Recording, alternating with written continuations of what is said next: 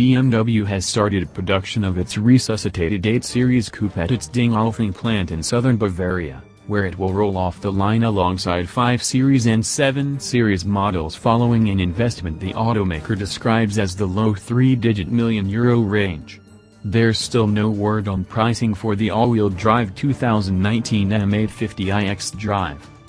BMW also revealed that it will offer a fuel-efficient 3.0-liter inline-six diesel engine in the 840d xDrive Coupe alongside the new 4.4-liter turbo V8 in the M850i xDrive.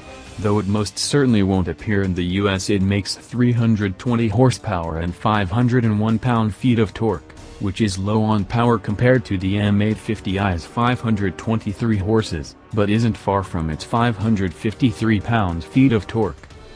The 8 Series hews close to the concept unveiled in 2017, and the car features plenty of tech.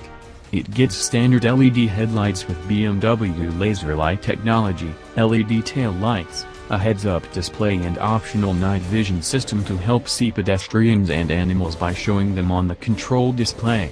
It also gets parking assist technology, Apple CarPlay, Android Auto and the BMW connected app.